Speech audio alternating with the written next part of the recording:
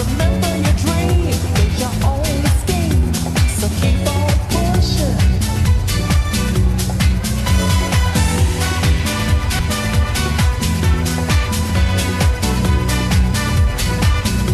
Take nothing less than the second best.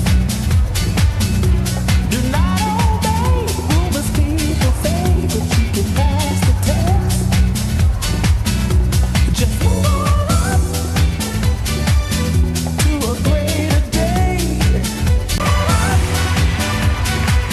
Good morning. Let me get everybody to come in and sit down. We're going to get started almost immediately.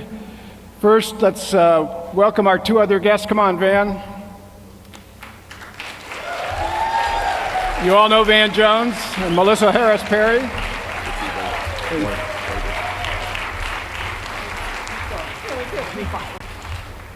My name is Robert Borosage, and I'm here to greet you and welcome you to this Take Back the American Dream Summit. This will be an amazing few days. You are activists and leaders from across the country and across the progressive movement, over 1,000 strong by registration. We offer a stunning lineup of speakers and strategy sessions that await you. We will highlight the organizing that's being done to try to elect progressives who will fight for the 99%. We will share strategies on how to drive critical issues into this election. And we will give our major focus to the independent progressive movement we are building to try to take back the American dream. The days will be intense because the stakes are high. Now, I'm old enough in an election season to know that every election, people say, well, this election's the most important of our lifetime. But I think the stake these days is something more than one election. We are, I suggest to you, at the beginning of what will be a fierce struggle, already is, about what comes after a 30-year failed experiment of a conservative era. An era that has left us with extreme inequality, a declining middle class, rising poverty, the worst recession since the Great Depression, and an economy that doesn't work for working people, even when it is growing. Americans clearly are casting about for change. You saw the elections in '06 and the extraordinary election in '08 as they looked for someone who could help transform America. We saw the reaction and the frustration in 2010, the uprisings of the Tea Party and of Occupy Wall Street, the assault on worker rights and women's rights and the right to vote, and the mobilizations to counter that. And now we see brazen billionaires, the Koch brothers, Edelman, the super PACs, looking to consolidate complete control at all levels of government. In this situation, we ought to be perfectly clear. We are not going to allow Mitt Romney, the modern-day robber barons, and their Tea Party allies to take over in Washington, D.C.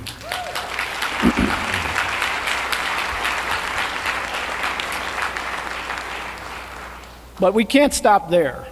If we're going to build a foundation for shared prosperity, we can't accept mass unemployment as the new normal. We can't accept declining wages and increasing insecurity as inevitable. We are not signing on to a grand bargain, partisan or bipartisan or transpartisan, that uses the current crisis to savage the vulnerable and the elderly.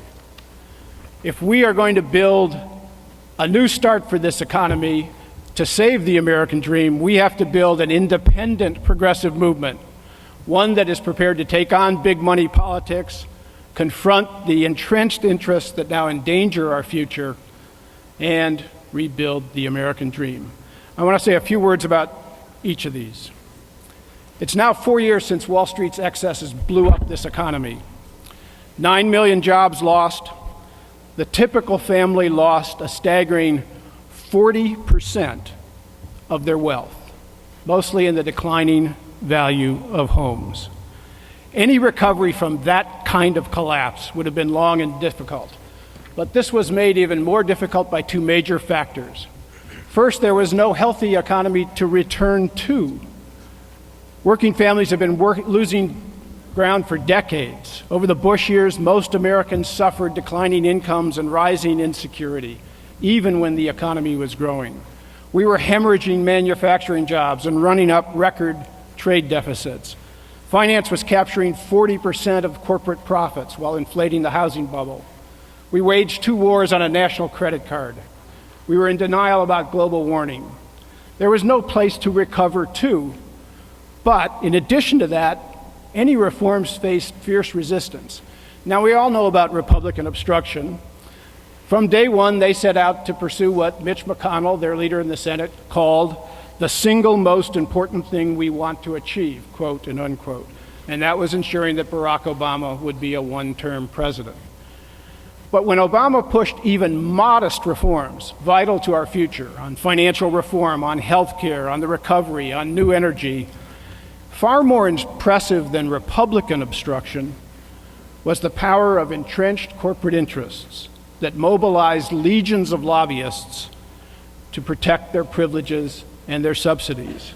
Even when Democrats had majorities in both houses of Congress, corporate lobbies succeeded in delaying, diluting, and in some cases defeating reform.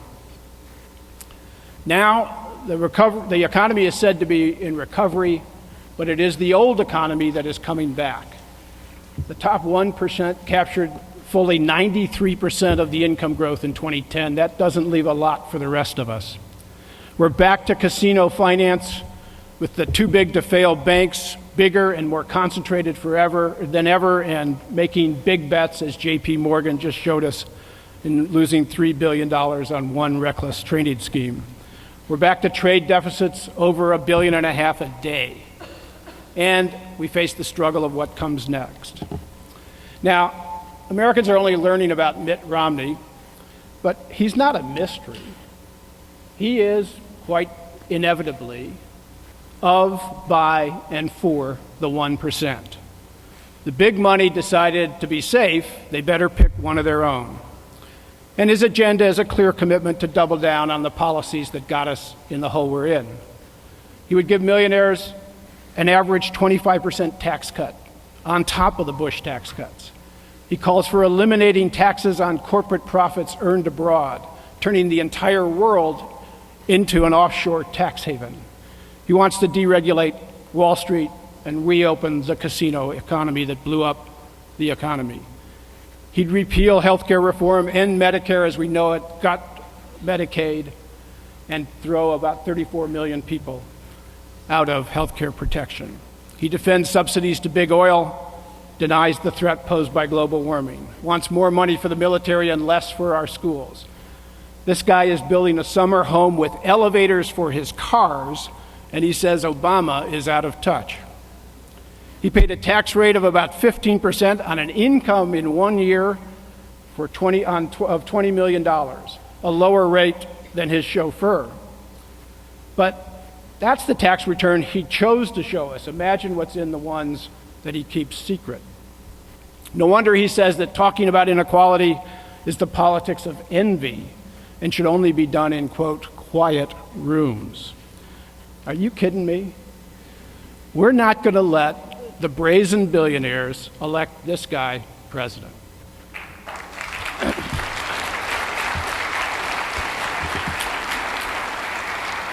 He's not offering a remedy. He's offering potions that are simply poison for the middle class and the American dream. So we're going to work to re-elect the president and to take back the House. But that is not enough. We have a bigger battle for America's future.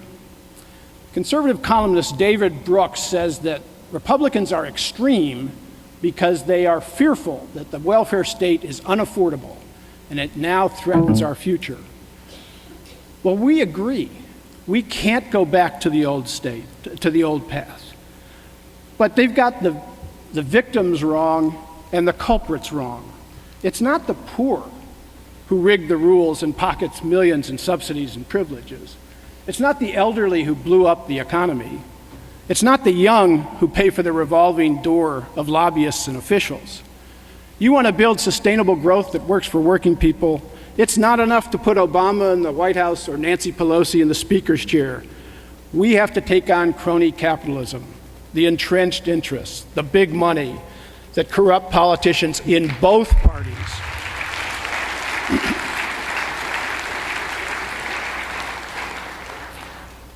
Look at the sources of our current debt. Half of our deficit comes from the economic collapse that came when Wall Street blew up the economy.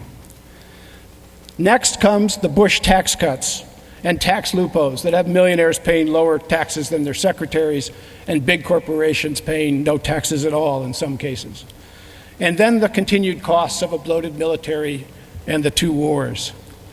Turn to the scary long-term projections. You've all seen maps of them that make it look like America's going broke.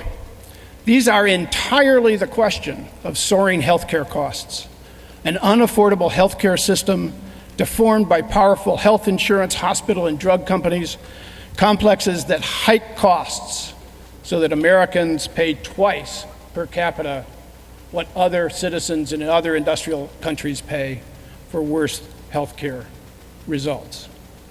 To revive the American dream, we have to take on the powerful that profit from these arrangements, not the vulnerable who are their victims. So this is not a question for one president, one election, one administration. We're about to head into what they call the grand bargain, I think. Right after the election, we hit a fiscal train wreck purely made by the politicians in Washington, and it's being used as an excuse to cut a grand bargain. Shared sacrifices necessary, we're told. It's time to put our books in order. Let's do a big trade. Let's trade cuts in Social Security and Medicare for tax reform that lowers rates, closes loopholes, and gives us more revenue. This ought to be known instead of the grand bargain as the big heist.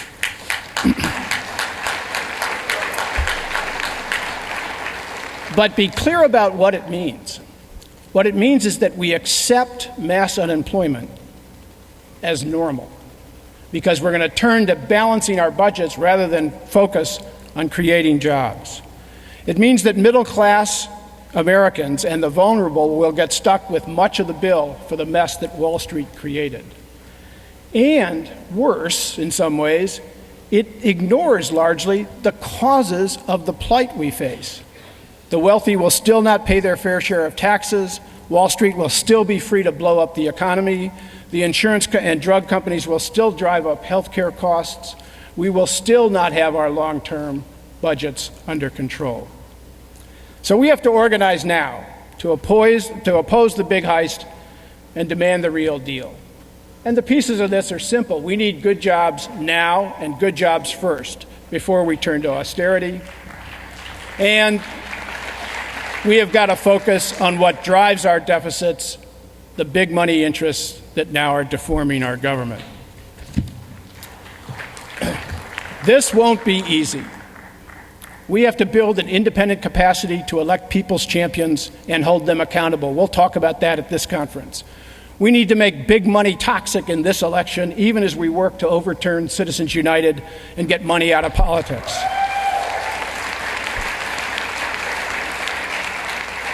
We need direct action, nonviolent confrontations, demonstrations that expose and challenge the interests standing in the way. This is a forbidding task. It is the great challenge of democracy. Can the people, in fact, curb the rapaciousness of big money and big power? But we've been in this situation before. At the end of the 19th century, the robber barons consolidated oligopolies in major industries. Politicians were routinely bought or rented. Labor unions were outlawed. But populist movements, progressive reformers, labor uprisings challenged the supremacy of that unassailable power. It took decades of struggle, but eventually that people's movement won. The extremes of inequality were reduced, the brazen corruption curbed, and what made America special, exceptional, the broad middle class was built. And now we are back to that same kind of inequality, that same kind of robber baron money politics. And once more, the test is posed. Can the many overcome the power of the few? And what's exciting is we've seen the first stirrings in Wisconsin and Ohio and Occupy Wall Street, which spread across the country like wildfire. We must continue to build, serious about taking power, serious about rebuilding the country, understanding we'll suffer setbacks, fierce in opposition to the modern robber baron politics, not satisfied with the defense of what is. Sure, we will try to work to defeat Romney and the right. We'll push to take back the House, but we will keep on building an independent movement to take back the American dream. That's our subject this week. That's our task for the years to come. We know it isn't going to be easy. We know it can be done. Sí se puede. Yes, we can.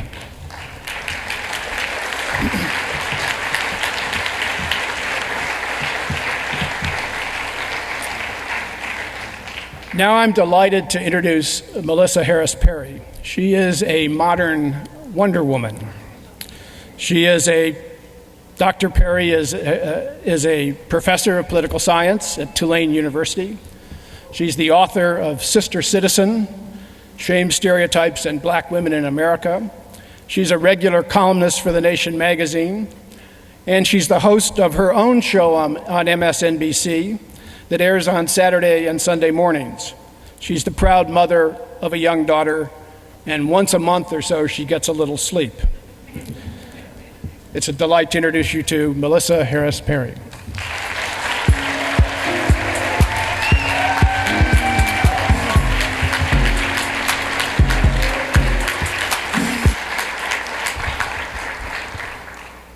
Good morning.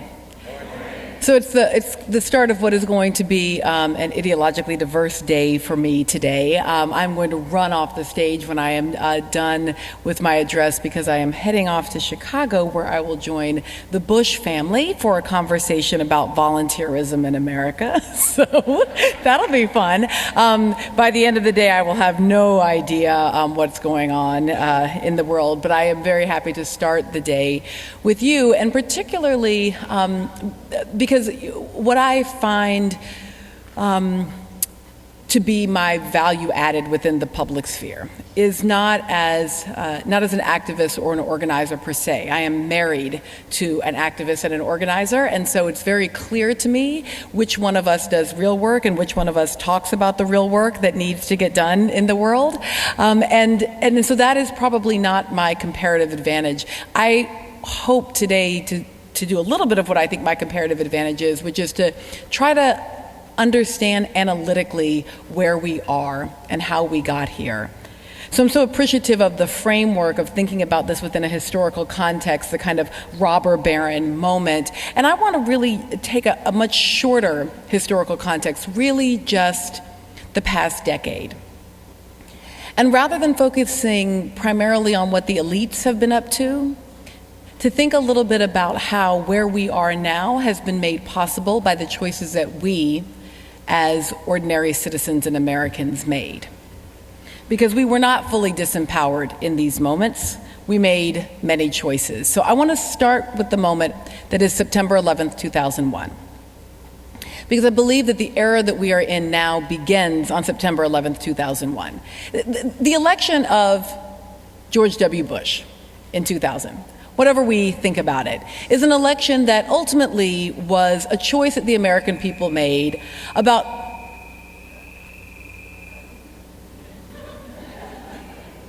okay, that's fine.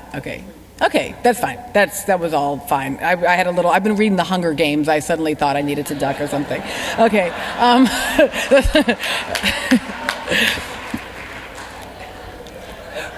I'm not even kidding. I really was running through my head what kind of thing the Capitol might have been sending to us in this moment.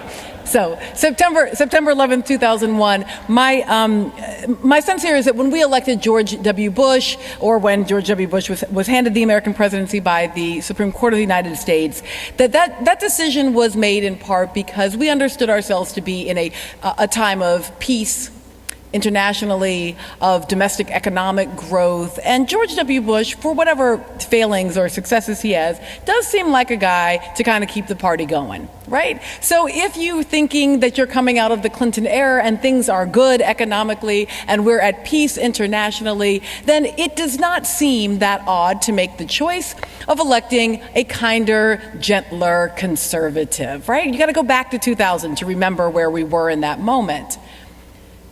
We did not know then that just a few months into the first year of George W. Bush's presidency, that it would no longer be the good times, it would no longer be a time of economic expansion, it would no longer be a time of relative international peace, but instead that the new era would begin when Americans finally came into where many of our trading partners, political partners, and allies had been for decades, which is into the age of contemporary terrorism. Americans, of course, responded in very typically American ways to that entree into something that many people in the rest of the world had already experienced. We began with a kind of nationalist fervor that was justified as reasonable patriotism. I like to point out that we clearly must have been having post-traumatic stress disorder because for about a year after September 11th, there were African-American men walking around the city of New York with NYPD hats on. That can only be explained as a PTSD response. But I know, we'll just let you sit with that for a minute. But the other thing that happens in that moment, I don't want to miss this, is that a new version of what America typically needs emerged, and that is a racial enemy. Americans, in part, identify who we are and who deserves what through our notions of whiteness and of the racial enemies that are the non-whites. And in this moment, the new racial enemy became not so much Reagan's welfare queen, who was imaginary, but instead this imagined other that is somehow Muslim or Arab or Sikh or something else. We became willing to stomach a kind of horrific racial violence in the name of national security. It's something that we have been willing to stomach as a people over and over again in our history. The Patriot Act was not an act of a Republican president acting alone. The Patriot Act was a bipartisan decision by both parties. It was not bought and paid for by corporations. It was bought and paid for by our fear. As much as we have our eyes on the Citizens United decision, we have to remember that it was our collective angst, maybe not the people in this room, but our collective angst that gave permission to Democrats in the House to rally behind Republicans in the White House under the banner of nationalist patriotic security, with the goal of both reducing our domestic civil liberties and giving us an entrance into what is at this moment an everlasting war. We made those choices. So if that was September 11th, 2001, interesting thing happens a few years later. The Democrats need to run a presidential candidate. And it turns out Democrats are really very bad at one thing. Well, actually, a couple of things. But one thing in particular, and one of the things that we're very, very bad at, is trying to think about what kind of Democrat Republicans will vote for. Right? This is our predictive ability thing. It's really the only reason that we ended up with candidate Obama is because we were in an open seat race, and so we didn't really know who we were running against, so we just got all free with our actual preferences and ended up with Hillary Clinton and Barack Obama as our final two. We never would have made those choices had we been running against an incumbent. We undoubtedly would have picked John Edwards. Let's just be honest about that. But in 2004, we chose what we thought would be the good moderate candidate one that would get Republican votes, and that, of course, was John Kerry, who showed up at the 2004 DNC and saluted and said, "Reporting for duty." We did not, in the fall of 2004, launch as a Democratic Party an attempt to push back against the war effort. Quite the opposite. Democrats decided to run a soldier under the banner, under the idea that he could do even better at the war machine. So what changed that? What changed it? August 29th, 2005. August 29th, 2005 is the day that the levees failed in the city of New Orleans in the aftermath of Hurricane Katrina. Maybe it's actually not that day, because on that day and on the 5 subsequent days immediately after the levees failed and the city flooded, we behaved just as we did in the immediate post 9/11 moment. We got scared of our racial enemies. The governor of Louisiana, a Democrat, the mayor of the city of New Orleans, a black Democrat, jointly decided to suspend search and rescue efforts in order to focus on law and order. Until the national media recognized that there were people, not people actually, women, elderly, and children starving and dying in the city's center. It wasn't until the images of African American women, the elderly, and children who were dehydrating in the heat of a New Orleans August finally turned the language away from this kind of law and order language and into what the economists called the shaming of America. I don't know if you remember this, but I'm looking at the image right now that if I'd gotten myself together, I would have put up as a PowerPoint. But it's the image of The Economist magazine.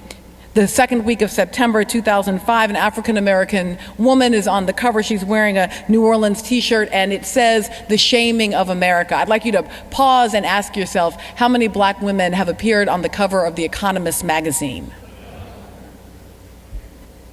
And I don't know her name.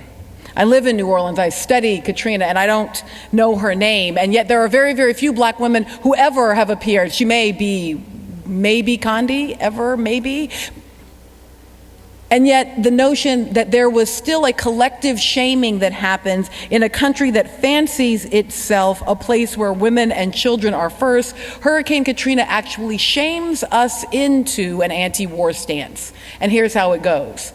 From September 11th, 2001 until about September 4th, I'm going to give it, of 2005, we are trying to participate in the nationalist patriotic fervor against the imagined racial enemy that is those others over there that are activating terrorism against us. Right until the levees fail, we realize that we've allowed our own citizens to drown, to die, and to dehydrate on camera. And we go, oh, if you can't get a water to an American city for a week, how can you prosecute a foreign war?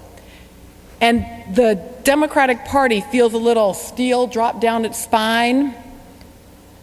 All these media folks who live in New York City who realize that if this is how we respond to disasters, they're screwed. And for the first time, we start hearing an active anti-war message, not from the people, but from the people that is then resonated up through a left party. This, of course, is how, in 2006, Democrats win back the House. They win the House in 2006 because for the first time they articulate an actual paradigm difference to the Republican Party for the first time in 5 years. And we, of course, we remember the response to the anti-war message that won the midterm elections in 2006. You guys remember what happened? The surge. Right? The response to the American people saying, "We want out of the war," is that the White House sent more soldiers into the war. It is exactly the opposite of what happens in 2010 when, by taking over the House, the Republican Party decides that it has a mandate from the American people to turn back what they had just done in 2008. This White House in 2006 told us, we don't care what just happened in the midterms, we are running this war effort, and we let them. Except that Of course, we know what happened then right after that. He's a young guy. He was a state senator in Illinois. He'd managed to make it in to the U.S. Senate really only because the Republican Party in Illinois was in such shambles that their decision for a candidate to run against him was Alan Keyes.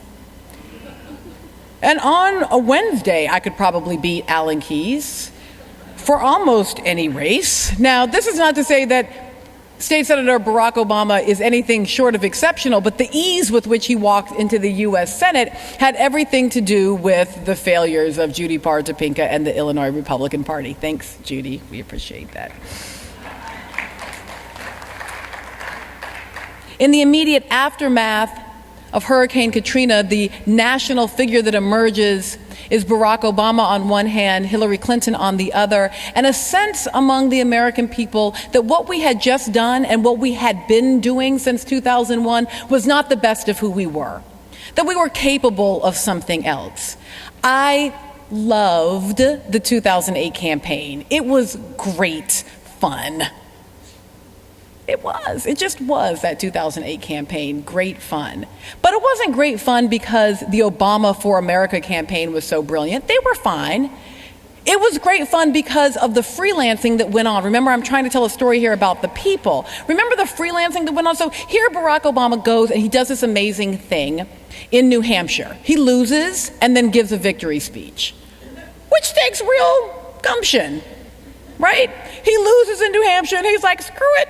I'm going to give Yes We Can anyway, right? Stands up and gives Yes We Can. It's an amazing moment. Everyone's like, wow, that's hot.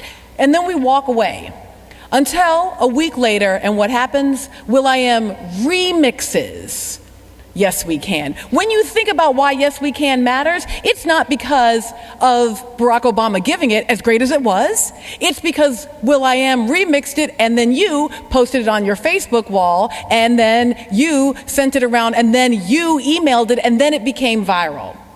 The excitement of the 2008 campaign was the way in which freelancing and technology and ordinary people decided that what we had been doing since September 11, 2001 was no longer the best of who we were, and how the 2008 campaign might provide an opportunity for us to indicate the best of who we were, the exceptionalism that we defined as what made us exceptional, our willingness to think about either a white woman or a black guy, that's cool. The response from the right was a kind of anxiety about what that meant. A willingness to pull us back into what we had been doing for the years before. So that once President Obama is elected, the language is that he is a secret Muslim. Of course he's a secret Muslim, because remember, September 11, 2001, our new racial enemy becomes the Muslims. You know, of course, you can't be a secret Muslim. You can be a secret Christian, can't be a secret Muslim. It's just a different kind of religion. Like, you know, Christian, all you gotta do is be like, I love Jesus, he's in my heart. And then you can just be a Christian, and you can just do that secretly. But like, if you're a Muslim, there are certain kinds of practices that you have to do, so you can't like secretly be one. It's just not how it works. You would notice him praying 5 times a day. You cannot be a secret Muslim, okay?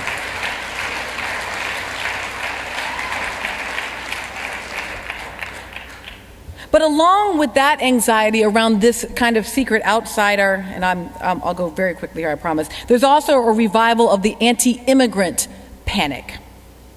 And we are as much on the left to blame for failing to recognize and stem this at the moment that it occurred. Do you remember the Joe Wilson moment? President Obama speaking, Joe Wilson stands up and says, "You lie." The left freaks out. It's racism.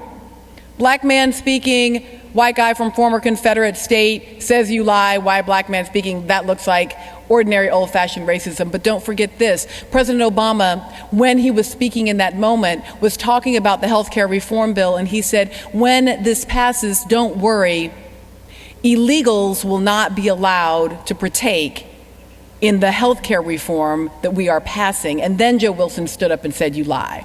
So the president was, in that moment, actually drawing a bright line, a boundary between citizens and non-citizens on this issue of a fundamental human right, healthcare reform, before Joe Wilson stands up and says you lie. So the terrain there is multiple levels. Yes, there's probably some of that old-fashioned Jim Crow racism, but there's also this brand new anti-immigration panic. Notice that this week, when the president was again interrupted by a journalist in the Rose Garden, that interruption came when he was talking about immigration. That laying on of our anxieties is about this new fear, this old fear, and mixed together with American racism. But then, of course, there's plenty of old-fashioned American racism going on still among us as people, again, not talking about the elites, but the shoot-to-kill laws that took Trayvon Martin's life are the same shoot-to-kill laws that were enacted in the days immediately following Hurricane Katrina, that are based in our same great fear that emerged immediately post-September 11th. This kind of vilification of bodies that we assume to be criminal. Lay on top of all of that the war on women, a war on women that I noticed was occurring for the first, I wasn't sure it was coming, but I started seeing it when President Obama nominated Sonia Sotomayor to the Supreme Court. If you can take yourself back and remember the gauntlet that she was forced to walk through those Senate confirmation hearings, like just for fun, for kicks and giggles this afternoon, watch the Jamie Dimon testimony right next to the Sonia Sotomayor confirmation hearings. Just watch them.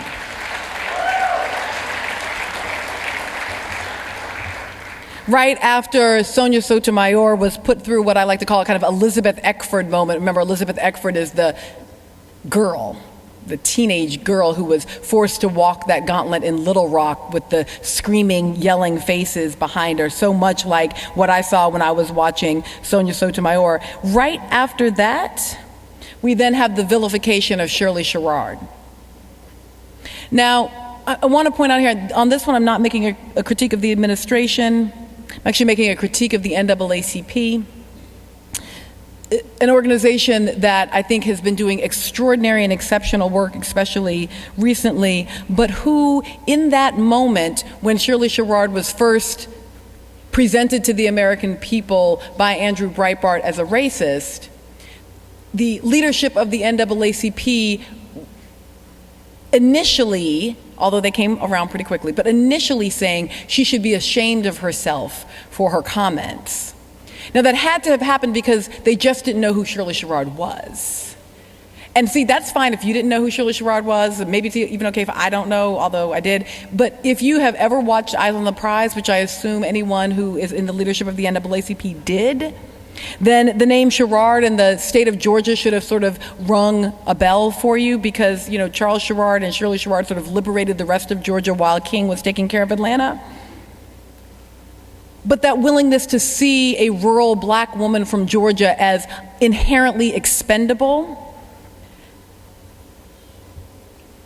And then, of course, post-2010, the full assault on women through the personhood amendments, through the fight between Komen and Planned Parenthood, through putting contraception on the agenda in the 21st century.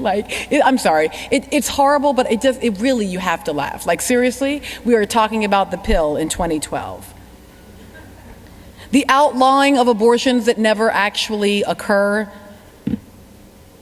telling Sandra Fluke that she has to basically defend against being a slut in order to speak to the American people as though we are in Egypt and she has to submit to a virginity test in order to be in the public sphere. Oh yeah, and by the way, that 2010 year of the GOP woman is the first year that we actually lost ground in the US House of Representatives and Senate in terms of women's representation in more than 30 years. We did that. And when I say we, I just mean the American people in the broadest sense. That our fear, our anxiety, our willingness to frame others, whether they are unruly women, illegal immigrants, lazy black people, terrorist Muslims, our willingness to not see ourselves in them, but to see them as the other, make possible all of these policy moments. And this is the last thing I will say, and then I will run from this building. There is no reason to lose hope. We are just not a perfect people. We're just not. We're kind of like an adolescent country. We sort of, remember adolescence? My daughter is almost 11.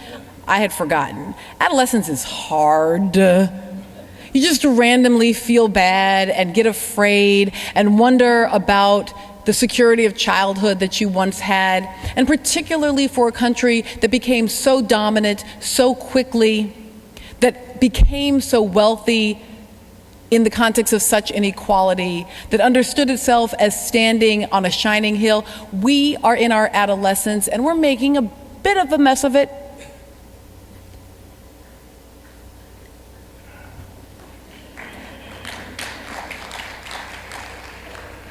That said, there is no reason to lose hope.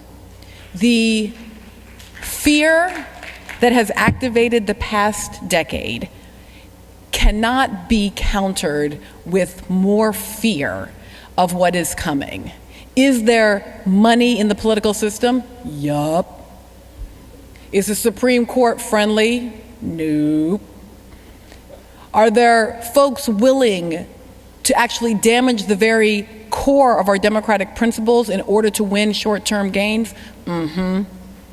Are people going to Yep.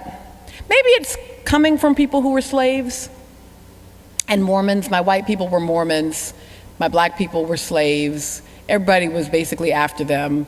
The Mormons got ejected out of Missouri and had to push handcarts across the American West. The black folks got enslaved for a couple of centuries. I don't know.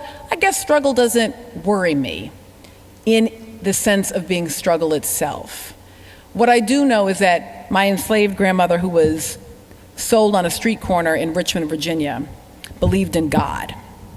Now, I'm not asking you to believe in God. I'm asking you to think about this. This is a woman who never knew anything but slavery for herself, never knew anything but slavery for everyone she'd ever been related to, never expected anything but slavery for all the people who she would be related to in the future.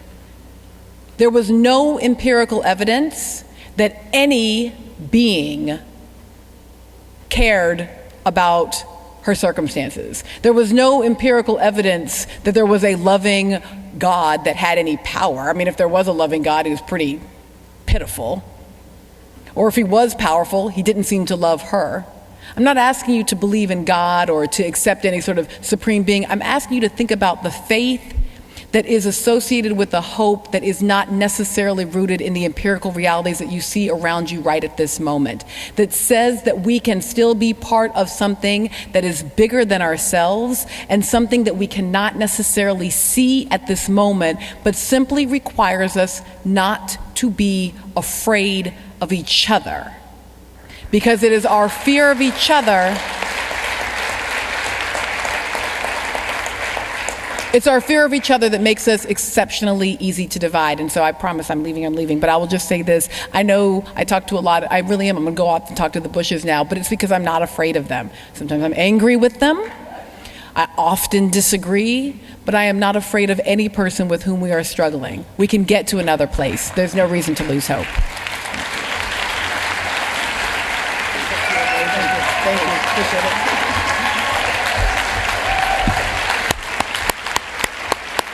Melissa Harris Perry.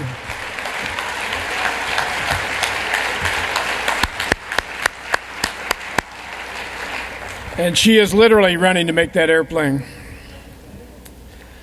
All right, we're going to leave you with one final speaker this morning.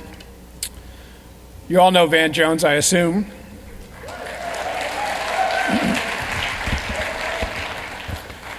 He's a public school boy.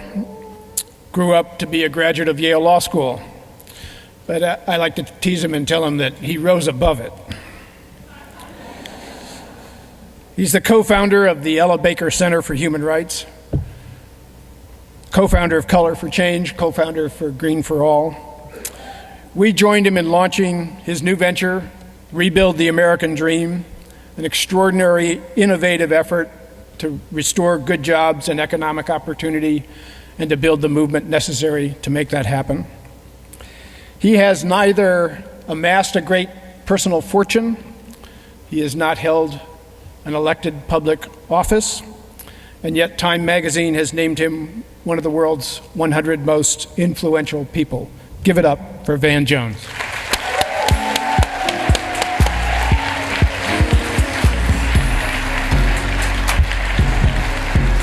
Melissa kind of bad. Give another round of applause for Melissa. Harris Perry. Tell you what, I love getting up when I can and seeing her on television. She doesn't just speak that way with that much clarity, that much insight, that much courage to us. She gets a chance to speak that way to the whole of the American people on Saturdays and Sundays. And I think that that is a part of what I want to talk about today, the voice that's been missing. The voice that's been missing. Rodney King passed away over this weekend. And it's hard for me to imagine that it's been 20 years since he became a household word, a household name on planet Earth. Just a regular brother with a lot of regular brother problems and regular brother issues, put in a situation, unfortunately, that's all too common. The only difference was it was caught on camera. We know what happened with the verdicts, we know what happened with the uprising, but we sometimes don't think about what it must have been like for him to get pushed out in front of television cameras, no speech in hand, no pollsters, with the whole world watching, and to have to speak from his true heart. A lot of things about his life that you could easily dismiss him and discount him for, but in those moments, who you really are comes through. And he just said 5 words. And they're the same 5 words that I think Melissa tries to bring us back around to. Can we all get along? A prayer, a plea for some kind of sanity to emerge from the catastrophe that was unfolding all around him, for some kind of wisdom, some kind of higher purpose to somehow be pulled from the mess, to be pulled from the wreckage of America. Can we all get along?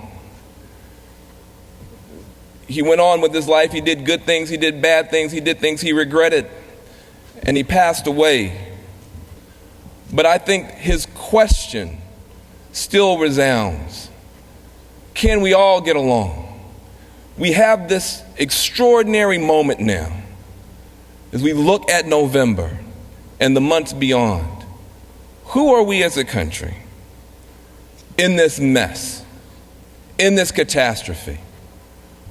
Are we going to turn to each other, or are we going to turn on each other? That is a great moment, the great question that the world is now looking at us to answer. And I appreciate Dr. Perry for pointing out that it's not just about the corporations, it's about us here in this room. So we have a responsibility. Some people felt that 4 years ago we were too emotional. We made decisions too emotionally. And then we just got a little bit dope on hope or whatever. We got doped up on the Hopi stuff. And we just got too Hopi. And we got too emotional, and we weren't thinking clearly. And so we want to have a reaction against that. And now it seems that I'm watching as this moment of testing for America emerges in this year.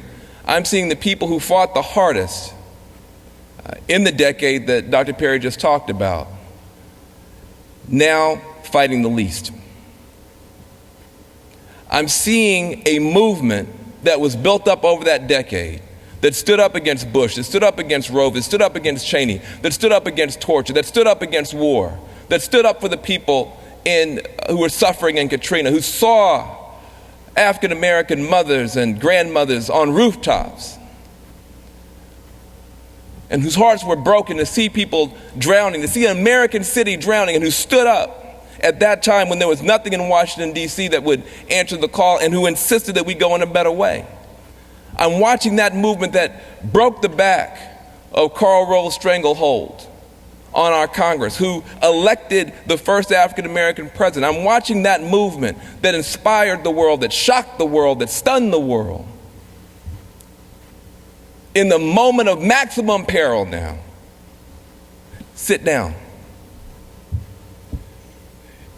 There are people in this country who are drowning on dry land. They're drowning economically on dry land. They need a movement that is willing to stand with them. And yet, there is this reluctance. We saw in Wisconsin what happens when we put our minimum against our opponent's maximum. The people in Wisconsin fought beautifully and bravely, but help was not on the way. They had to fight against 13 billionaires. Not just the people about the Koch brothers. No, they like the Koch basketball team. I mean, a whole squadron of billionaires, only one of whom lived in Wisconsin. Our opponents did their maximum.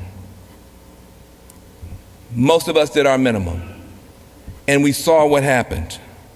So there's a question now that falls upon this conference.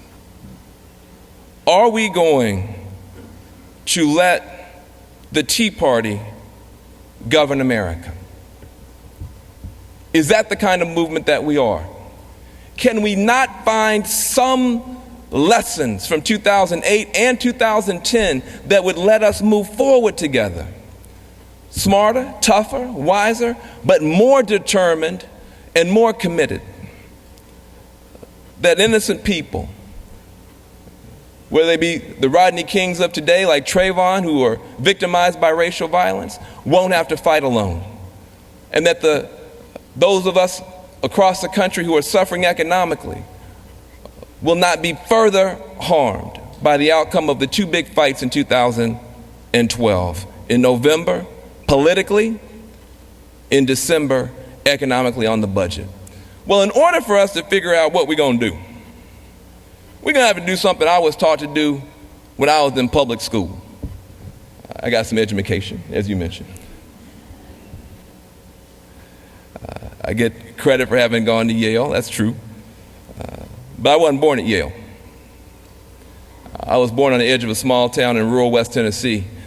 Both my parents were public school teachers.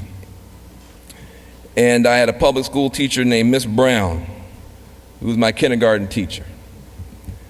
And whenever we were stumped, whenever she'd ask us a question that was just too hard to answer, she would say, well, now, put your thinking caps on. Did you guys have thinking caps in the budget in your public schools? And we would put them on.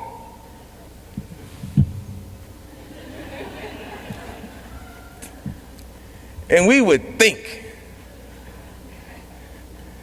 And lo and behold, somebody would come up with the answer. Why was that? It's because we had a moment to go deep. And we had a public school teacher who cared. And I'm going to say this before I move on. Maybe I was raised wrong. But in my community, in my neighborhood, in my home, I was never taught about any threat to me called a public employee. We didn't call them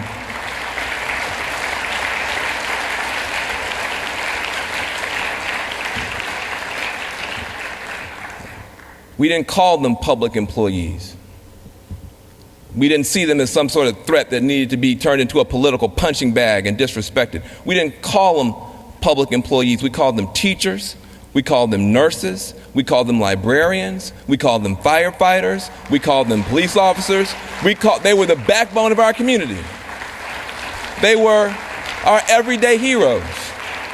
We were taught to look up to them. We were taught to respect them. We were taught to say yes, ma'am, and no, sir to them. And they never abandoned us. No matter how big the fire, no matter how heinous the crime, no matter how slow the learner, they never abandon us, not one single time. But now it's fashionable to turn on them and abandon them. We say no, we are a better country than that. We are not going to attack the people who've been there for us. We're going to lift them up and treat them right. But let's just be smart enough to follow the advice of Miss Brown. God bless her soul. She didn't have a big budget to draw on, but she knew how to get young people to think. She said, put your thinking caps on. Let's put our thinking caps on and reason together. There's no reason, if we were too emotional last time to learn all the right lessons, and let's not be so emotional this time in the other direction that we do stupid stuff in the other direction. Let's put our thinking caps on. What can we learn from 2008? What can we learn from 2010 that will let us win, not just politically in November, but economically in December in 2012? What can we learn? What do we learn from 2008? We all know the happy part of it, but afterwards people went from hopey to mopey. People went from hope to heartbreak. What happened? Well, we didn't know enough. We thought something that was not true. We thought that we had 100% of what we needed to govern in America. We had the House with, I think, the best speaker we've ever had, Nancy Pelosi. We had the House of Representatives. We had the Senate with 60 votes. And we had President Obama. We said, listen, we have enough now to govern. But it turned out not to be true. It turned out we only had 1/3 of what we needed to govern. It turns out you don't just need formal control of the government, but you also need two other things. You have to have a movement in the streets. And we abandoned the streets. You have to have a media establishment, like they have in the centered on Fox. And with us having only the government, but not having people in the streets peacefully and nonviolently, and not having a coordinated media strategy, we were checkmated by a fired up, fearful right wing, funded by, as my brother Borosage said, brazen billionaires. And we were checkmated. Doesn't mean the administration didn't make big mistakes. We'll talk about those. But fundamentally, we did not have what we needed to be able to govern from below, even as the Democrats tried to govern from above. We had a top-down capacity that was not met by a bottom-up movement. And instead, the streets were filled not with people like us, but with people carrying signs saying that the president, comparing him to Hitler, and people who were spitting on Congress people and calling them the N-word. Those people took the streets and stopped our movement. So many people sat down in 2010. What can we learn from 2010? Because people say, well, the right wing was on the march. If you look at the numbers, they didn't turn out that many more people 2010 than 2008. We just turned out a lot fewer.